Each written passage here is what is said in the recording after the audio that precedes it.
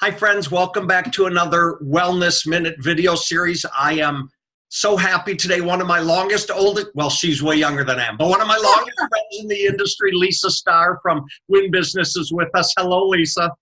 Hi, Alan. It's so great to be here with you. Yeah, well, it looks nice and sunny where you are in Pennsylvania. We've been getting torrential NOAA-level floods in Palm Springs. Everything is shut down. Well, we have the opposite weather. Sorry about that. It's okay, because today we're going to do a few of these, but today we get to talk to one of my favorite subjects, which is compensation, because I think we're still one of the only industries where there's 25 pay plans. So why don't you take the floor for a minute and just kind of get us on track here with compensation for therapists, because I know what a difficult subject it is. Sure. So I think it's so important to discuss compensation for therapists because it's one of the most impactful items on your profit and loss statement. And as Alan mentioned, we do have 25 plans in place. In fact, even more. I mean, the good news is that in America, you can make it up as you go. You don't have to fit into sort of a plan, which is done in most other countries where they pay a certain amount per month, and that's that. We have the option to make any number of different pay plans, and we do. So they vary across the country, and the important thing is to think about what is going to work for your business. So as a consultant, I find that people haven't always thought about that, and they just tend to do what their neighbor does, which may not work at all.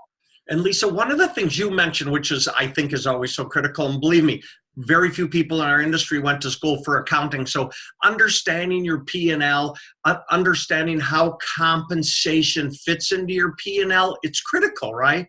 It's absolutely critical. As I mentioned earlier, your compensation, labor for us is our number one highest cost.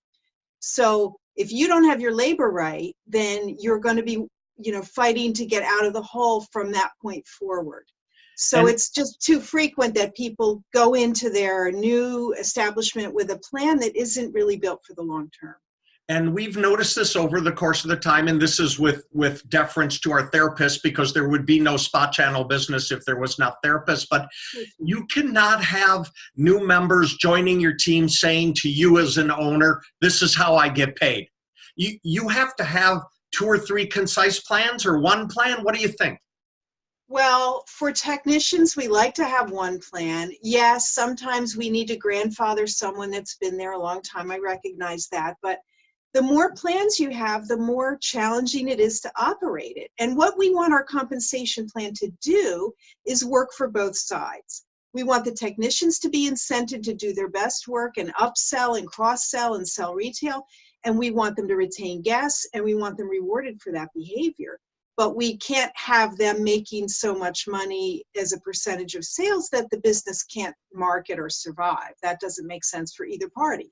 I talked to a spa director last week we got on the subject, and I said, well, how many massage therapists and estheticians do you have on staff? And she goes, I love those titles. She goes, but I call them my cats, like corralling cats, right? Because therapists have always been this very independent, and I'm glad that they are in our industry, because that's what makes going to a spa channel facility interesting. But again, you can't have different plans for different people that don't fit the parameters of your own P&L. So will you address how labor fits onto the profit and loss statement? Well, the big picture of labor is that we look at what are we paying out for direct costs for labor, for both desk and support, management, and then the technicians. If you're in a state or a situation where you're paying an hourly or a guarantee, what does that look like? What is the commission upside? What is your tax obligation? And then that entire piece, what percentage is that of revenue? And I can speak broadly and say that we'd like to see that entire expense side of labor, all labor encompassing, to be under 52 to 54% of your revenue. It's going to vary based on a million factors, so don't run to the bank with this. But if you're in a situation where you're paying technicians commission, old school 50%, some states higher, plus you have tax obligation, plus I guess you do need to pay your front desk staff. They'd like to get paid. And suddenly your labor is eating up 65% of your revenue. And then you wonder why you can't, make any changes in the business because your hands are tied. Okay, it's obvious we could do 5 hours on compensation, right? For sure. But I want to ask you one question before we finish on compensation today with therapists. But Lisa, I know you're very big on giving a little bit of your time back. You do 20, 30-minute consultations. People can reach out to you to talk about this?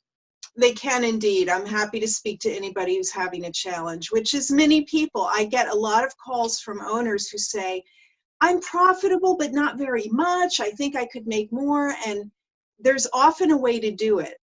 Compensation plans have to work for both sides. They need to be modern. They need to have upside. I like to have tiers where people can progress through.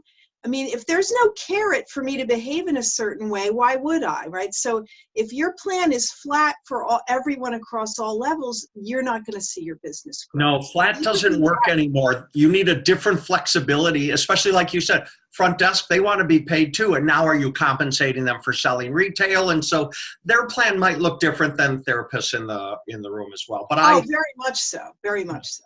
I want our members to be able to reach out to Lisa. This is one of the smartest women in our industry, and I look forward to seeing you in New York in a few weeks as well. You will indeed. Thanks, Alan. It was great to spend time with you. Bye, Lisa. You too. Talk soon.